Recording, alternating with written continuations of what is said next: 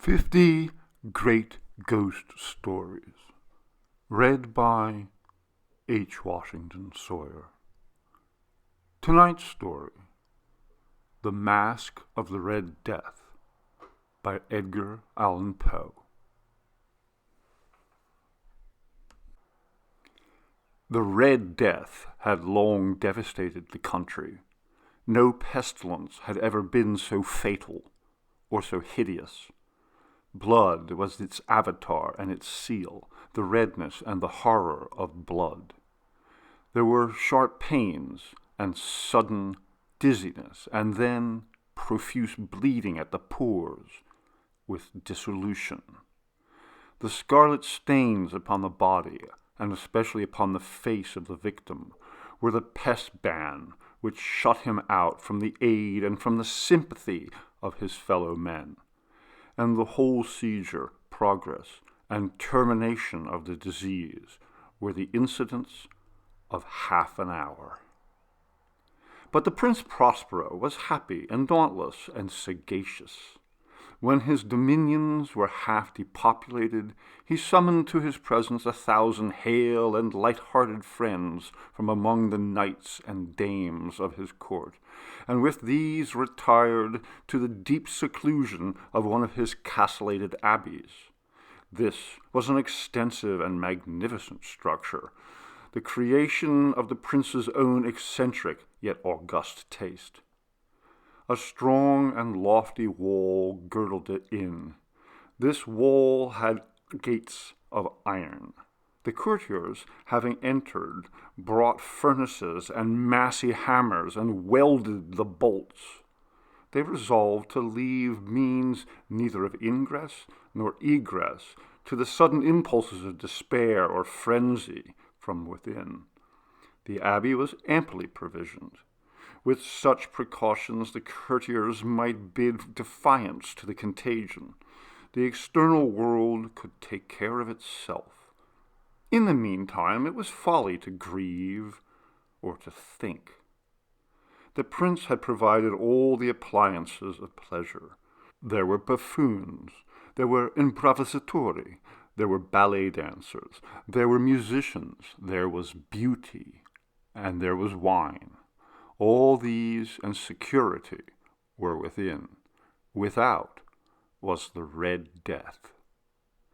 It was toward the close of the 5th or 6th month of his seclusion, and while the pestilence raged most furiously abroad, that the Prince Prospero entertained his 1,000 friends at a masked ball of the most unusual magnificence. It was a voluptuous scene, that masquerade. But first let me tell of the rooms in which it was held. There were 7, an imperial suite.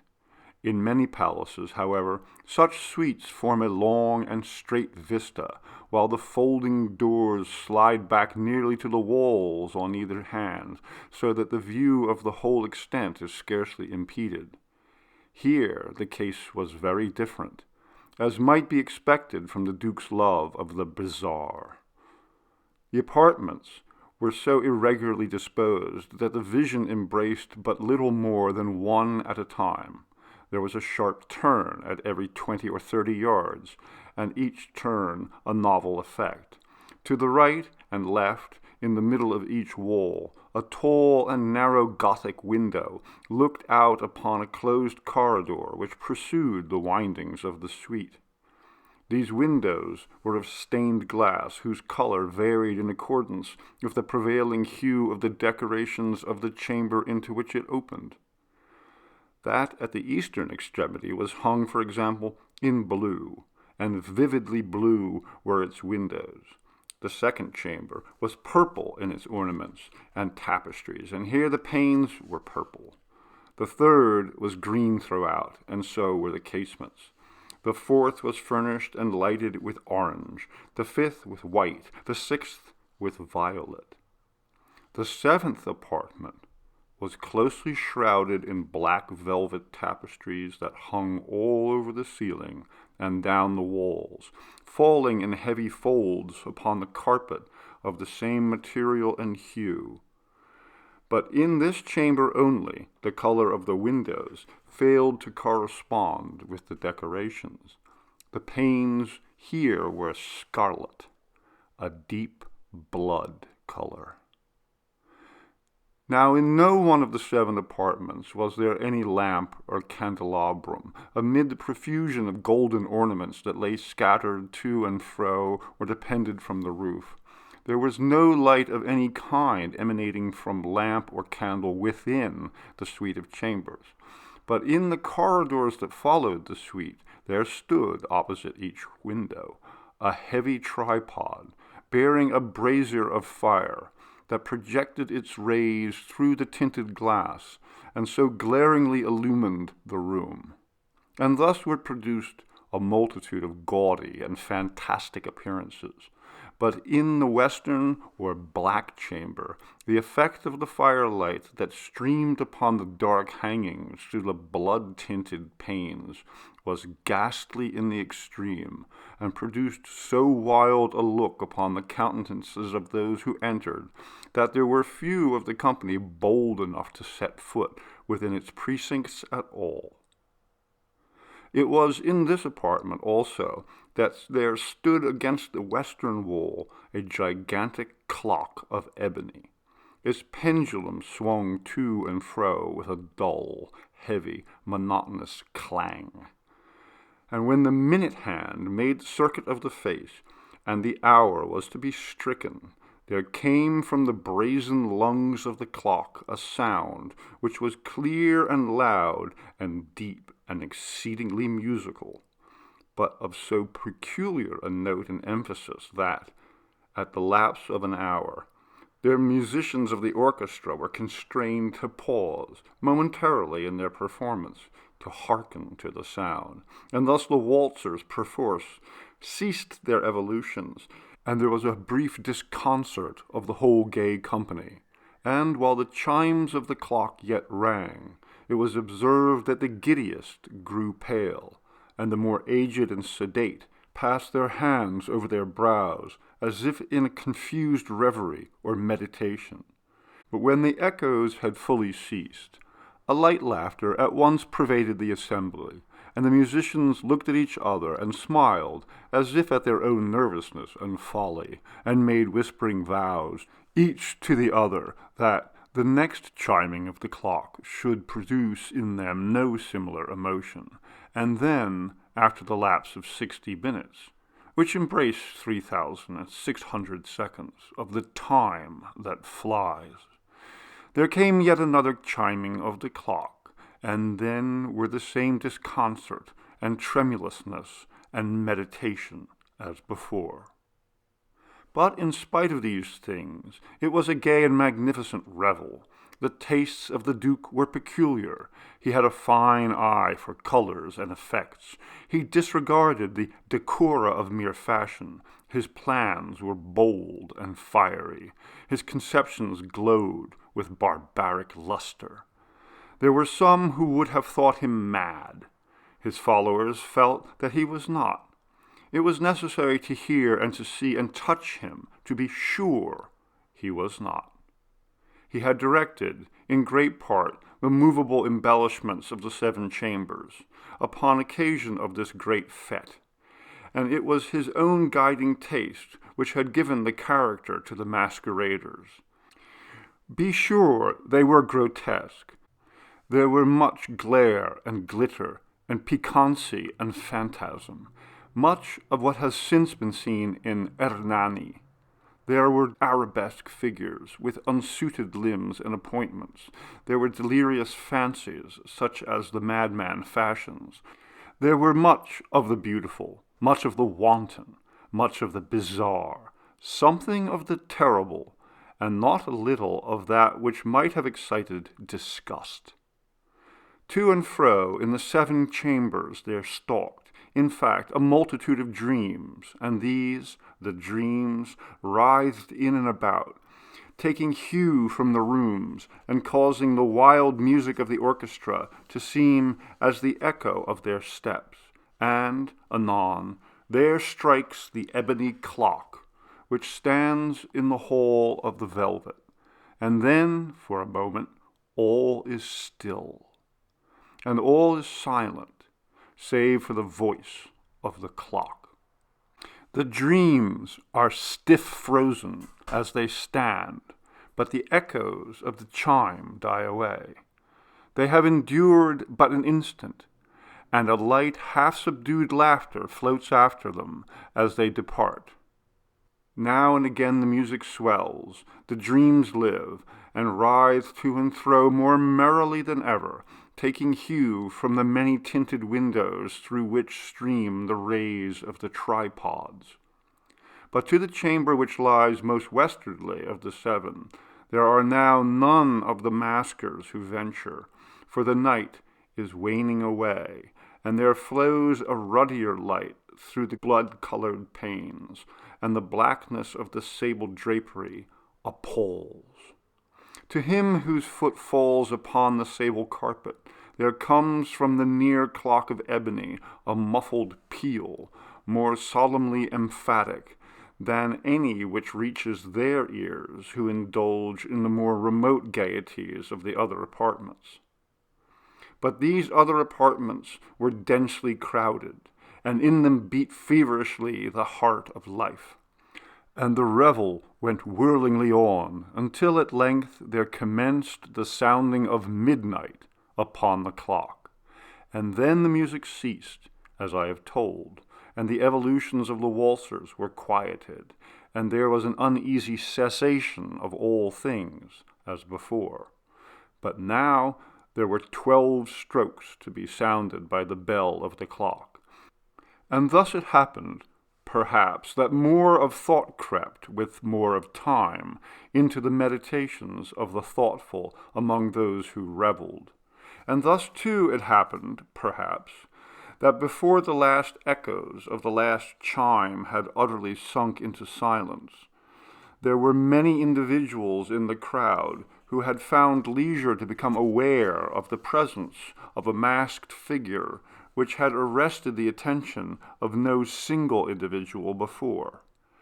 And the rumor of this new presence, having spread itself whisperingly around, there rose at length from the company a buzz, or murmur, expressive of disapprobation and surprise, then finally of terror, of horror, and of disgust. In an assembly of phantasms such as I have painted, it may well be supposed that no ordinary appearance could have excited much sensation. In truth, the masquerade license of the night was nearly unlimited, but the figure in question had out-Heroded Herod, and gone beyond the bounds of even the prince's indefinite decorum. There are chords in the hearts of the most reckless which cannot be touched without emotion. Even with the utterly lost, to whom life and death are equally jests, there are matters of which no jest can be made. The whole company, indeed, seemed now deeply to feel that in the costume and bearing of the stranger neither wit nor propriety existed. The figure was tall and gaunt, and shrouded from head to foot in the habiliments of the grave. The mask which concealed the visage was made so nearly to resemble the countenance of a stiffened corpse that the closest scrutiny must have had difficulty in detecting the cheat. And yet all this might have been endured, if not approved, by the mad revellers around. But the mummer had gone so far as to assume the type of the Red Death. His vesture was daubed in blood, and his brow broad with the features of the face was besprinkled with the scarlet horror. When the eyes of Prince Prospero fell upon this spectral image, which, with a slow and solemn movement, as if more fully to sustain its role, stalked to and fro among the waltzers, he was seen to be convulsed, in the first moment, with a strong shudder either of terror or distaste, but, in the next, his brow reddened with rage. "Who dares?" he demanded. hoarsely of the courtiers who stood near him. "Who dares insult us with this blasphemous mockery? Seize him, unmask him, that we may know whom we have to hang at sunrise from the battlements."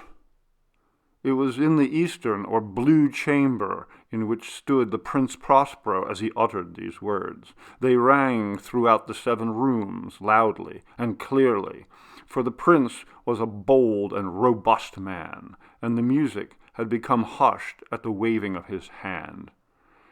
It was in the blue room where stood the prince, with a group of pale courtiers by his side. At first, as he spoke, there was a slight rushing movement of the group in the direction of the intruder, who, at the moment, was also near at hand, and now, with deliberate and stately step, made closer approach to the speaker. But from a certain nameless awe with which the mad assumptions of the mummer had inspired the whole party, there were found none who put forth hand to seize him, so that, unimpeded, he passed within a yard of the prince's person, and, while the vast assembly, with one impulse, shrank from the centers of the rooms to the walls, he made his way uninterruptedly, but with the same solemn and measured step which had distinguished him from the first, through the blue chamber to the purple, through the purple to the green, through the green to the orange, through this again to the white, and even thence to the violet, ere a decided movement had been made to arrest him. It was then, however, that the Prince Prospero, maddening with rage and the shame of his own momentary cowardice, rushed hurriedly through the 6 chambers, while none followed him on account of a deadly terror that had seized upon all. He bore aloft a drawn dagger, and had approached in rapid impetuosity to within 3 or 4 feet of the retreating figure, when the latter, having attained the extremity of the velvet apartment, turned suddenly and confronted his pursuer. There was a sharp cry, and the dagger dropped gleaming upon the sable carpet, upon which, instantly afterward, fell prostrate in death the Prince Prospero. Then, summoning the wild courage of despair, a throng of the revelers at once threw themselves into the black apartment, and, seizing the mummer, whose tall figure stood erect and motionless within the shadow of the ebony clock, gasped in unutterable horror at finding the grave cerements and corpse-like mask which they had handled with so violent a rudeness, untenanted by any tangible form. And now was acknowledged the presence of the Red Death. He had come like a thief in the night, and one by one dropped the revelers in the blood-bedewed halls of their revel, and died each in the despairing posture of his fall. And the life of the ebony clock went out with that of the last of the gay, and the flames of the tripods expired, and darkness and decay and the Red Death held illimitable dominion over all.